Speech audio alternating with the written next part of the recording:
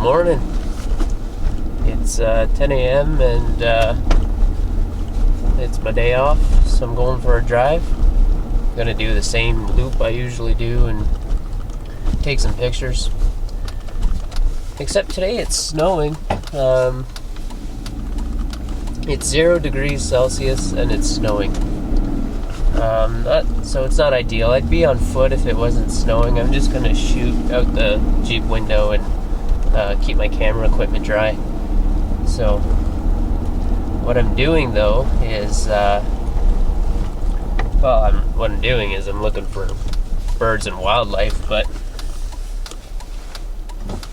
every time you get a snowfall and the snowfall stays on the ground, but the water's not frozen yet, it looks really, really nice. So I'm just gonna take pictures of the small little creeks and lakes and stuff like that and shoot some stumps with snow on them and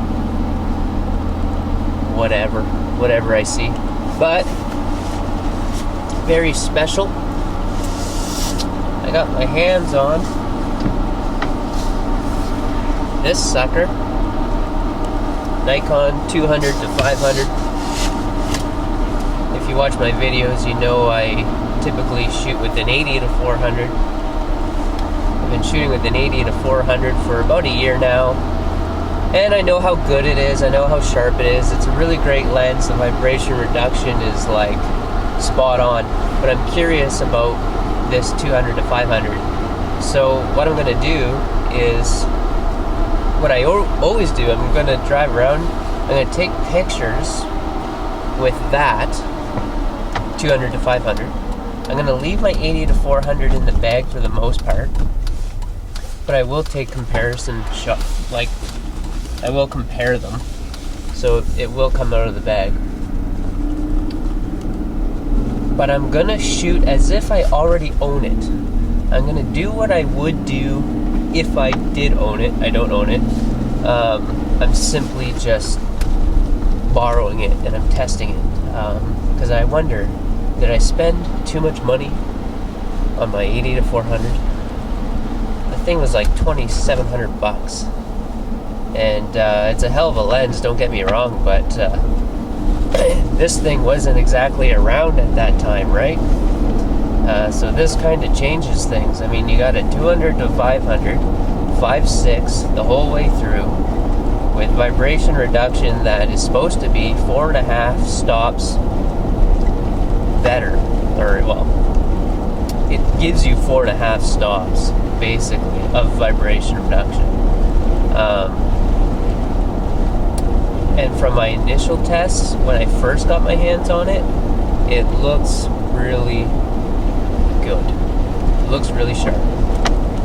My 80 to 400 is extremely sharp at f8.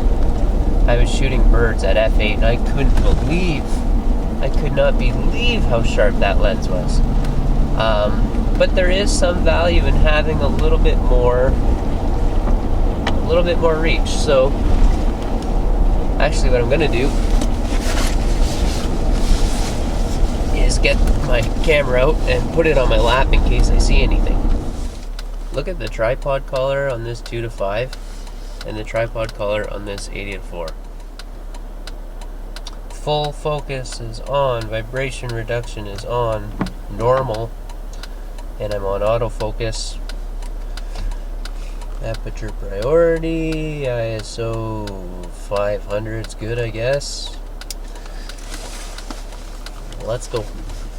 Huge downy woodpecker on a telephone pole. I'm actually going to try to get video with this thing.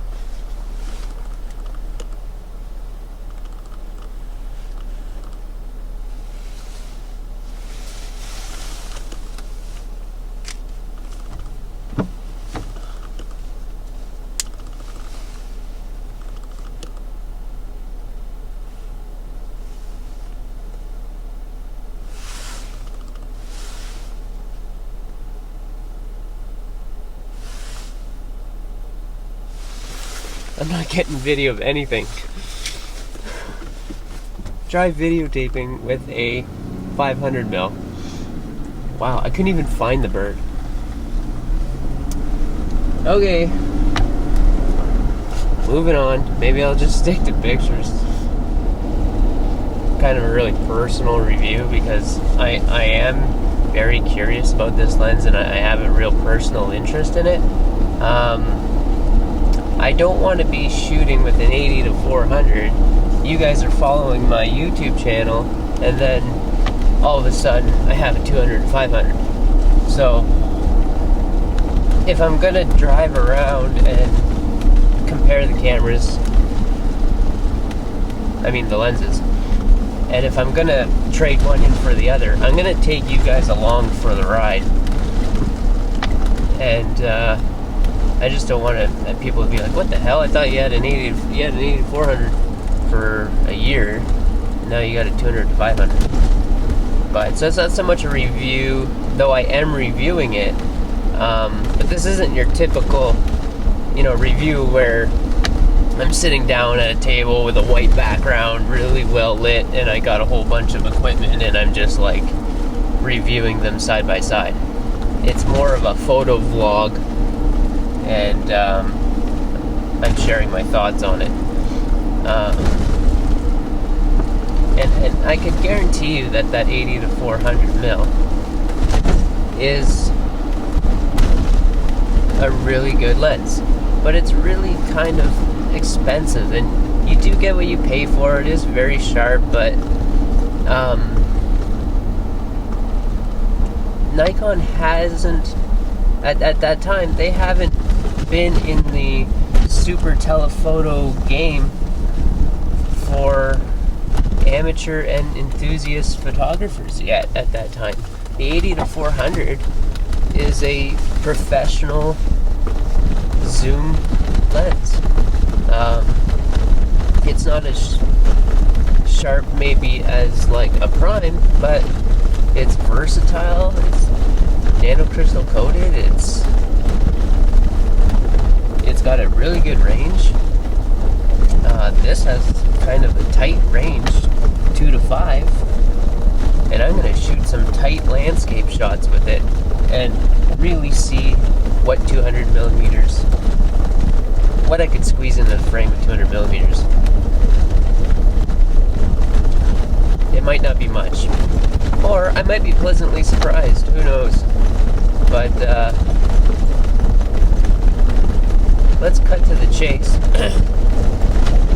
And I will show you what kind of range I'm getting on my D7000. Keep in mind that my D7000 is a crop body, so the sensor is cropping a little bit. I'm just going to find a better place to actually to go.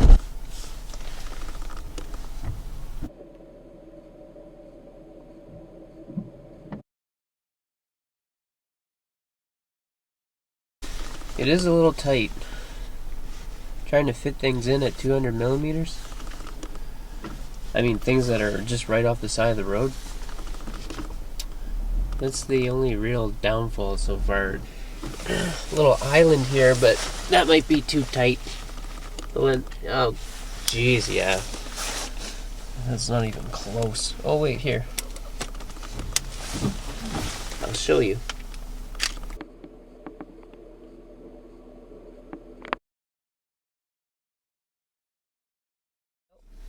I didn't see any wildlife. I didn't see any birds. I just zoomed into some things and took some pictures of randomness. But my conclusion on this lens is that it's awesome. The build quality is awesome. The tripod collar is awesome. The lens hood isn't as rattly as the 80 to 400's lens hood.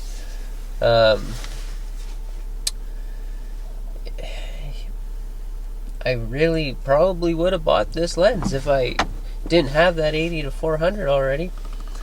If I still had that 70 to 300, just bank for your buck, I would have went with this, because I mean I'm not loaded. Like, I'm not just dropping $2,600 on camera equipment here every weekend. Like it, I would have bought this, bang for your buck. It's an amazing lens.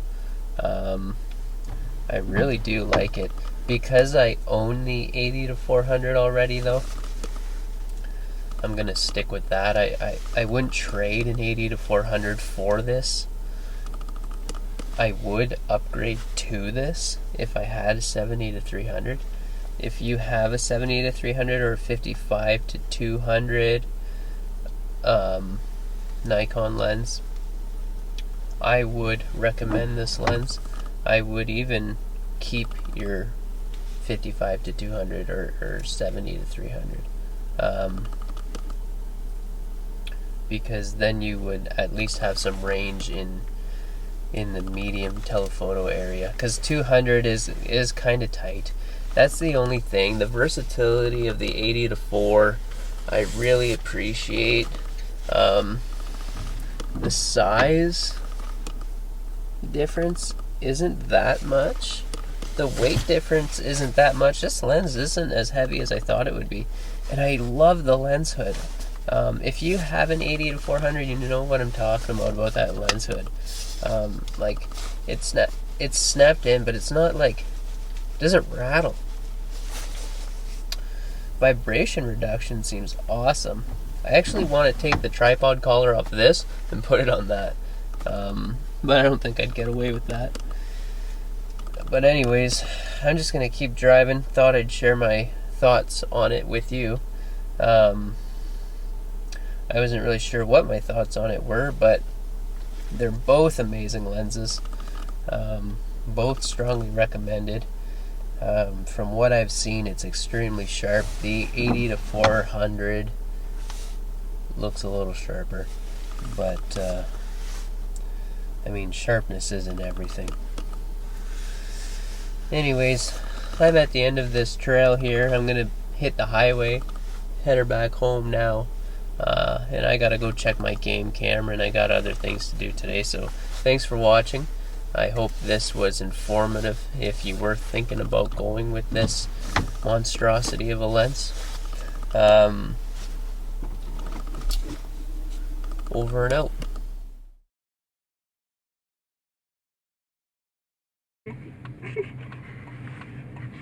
Which, the mouse? We're gonna edit that out. Mouse squeak.